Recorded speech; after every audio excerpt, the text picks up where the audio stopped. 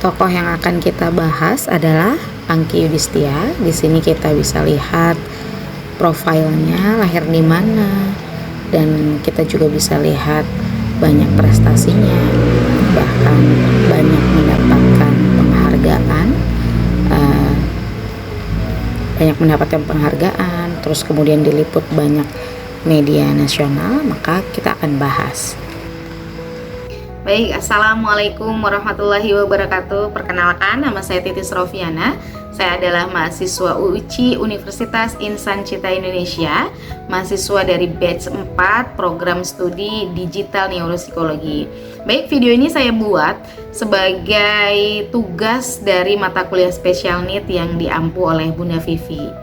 Hari ini akan membahas tentang tokoh gitu ya, yang menyandang special need atau berkebutuhan khusus namun bisa survive dan kemudian menjadi inspirasi.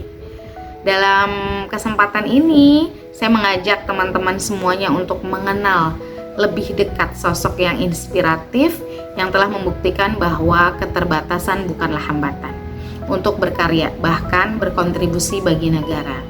Beliau adalah Angky Yudhistia, seorang perempuan tunarungu yang berhasil menembus batas, menjadi model, ibu rumah tangga, aktivis difabel, hingga akhirnya dipercaya menjadi staf khusus Presiden Republik Indonesia. Dalam kajian psikologi tentang anak berkebutuhan khusus, kita mengenal istilah penyandang disabilitas, atau kita juga bisa dapatkan informasi tersebut di Undang-Undang Nomor 8 Tahun 2016. Di situ disebutkan bahwa sebagai individu dengan keterbatasan fisik, intelektual, mental, atau sensorik dalam jangka waktu yang lama dan berpengaruh terhadap partisipasi sosialnya. Ini bisa dikatakan bahwa kondisi tersebut bisa dikatakan bahwa kondisi berkebutuhan khusus. Angky Yudhistia termasuk dalam kategori ini. Sejak usia 10 tahun ia mengalami gangguan pendengaran atau kita biasa sebut dengan tunarungu total akibat demam tinggi yang merusak saraf auditorinya. Namun di balik keterbatasannya, Angky tidak menyerah.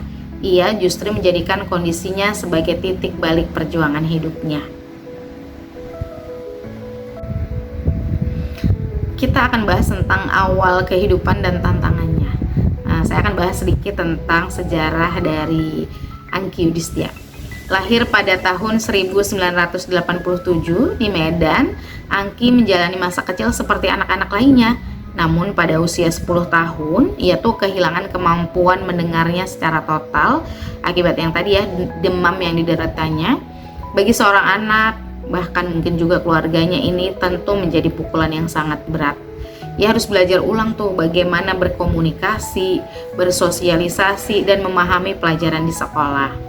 Angky sempat juga mengalami perundungan dan diskriminasi, baik dari lingkungan sosial maupun dari sistem pendidikan. Ia juga sempat merasa minder, terisolasi, bahkan tidak percaya diri. Namun hebatnya nih, dukungan keluarga, terutama ibunya, mampu menjadi kunci dalam membangun kembali semangatnya dan kepercayaan dirinya.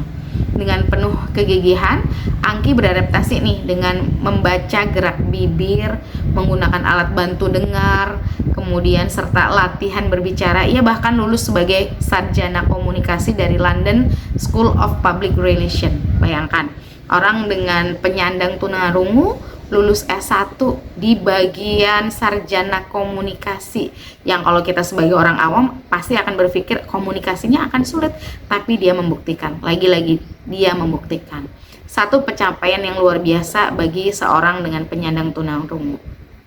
Kemudian kita juga akan bahas nih bagaimana itu menjadi titik tolak atau titik baliknya dia, perjuangan karir dan aktivismenya gitu ya. Setelah lulus kuliah, Angky itu tidak hanya mencari kerja, tapi dia juga menciptakan pekerjaan khususnya untuk sesama penyandang disabilitas. Ia mendirikan Disable Enterprise, sebuah perusahaan sosial yang memberdayakan penyandang disabilitas agar bisa bekerja secara mandiri dan profesional. Melalui Melalui Teachable, ia melatih ribuan difabel. Bayangkan ya teman-teman, ia melatih ribuan difabel di bidang kewirausahaan digital, perbankan, desain, dan teknologi. Ia menyuraikan hak-hak penyandang disabilitas melalui media, seminar, hingga menulis buku autobiografi berjudul Perempuan Tunarungu Menembus Batas. Prestasinya ini menarik perhatian Presiden Joko Widodo yang kemudian menunjuk Angki sebagai staf khusus Presiden bidang sosial pada tahun 2019. Dalam posisi ini Angki aktif merumuskan kebijakan yang inklusif, termasuk memperjuangkan kuota kerja bagi difabel dan pendidikan yang ramah disabilitas. Kemudian kita bisa melihat kerangka ini ya dalam kerangka special need atau kebutuhan khusus. Angki Yudhistia ini merupakan contoh nyata dari anak berkebutuhan khusus yang mengalami keterbatasan sensorik tunarungu, namun berkembang menjadi pribadi berkebutuhan khusus karena memiliki potensi yang luar biasa, yang dalam psikologi dikenal juga dengan dikenal sebagai exceptional child gitu ya. Jika kita mengacu di beberapa teori yang kita pelajari dalam special need, Bronfenbrenner, keberhasilan Angki tidak terlepas dari interaksi sistematik antara faktor internal ya berupa kemauan, resiliensi, kecerdasan, bahkan kecerdasan emosional gitu ya, dan eksternal. Keluarganya tuh sangat suportif, akses pendidikannya dapat, kesempatan sosialnya juga dapat. Sementara kalau kita melihat dari teori pembelajarannya dari sosial ya, teori pembelajaran sosial dari Albert Bandura, kita melihat bagaimana Angki ini menjadi role model yang bukan hanya belajar dari lingkungan ya, tapi juga membentuk lingkungan yang inklusif bagi orang lain. Dalam konteks psikologi neurodivergen, Angki juga menunjukkan bahwa pengalaman sensorik berbeda. Bukanlah hambatan gitu ya. Pengalaman sensorik yang berbeda itu bukan cuma hambatan gitu, tapi juga bisa jadi untuk aktualisasi diri, asalkan lingkungannya mendukung dan inklusif.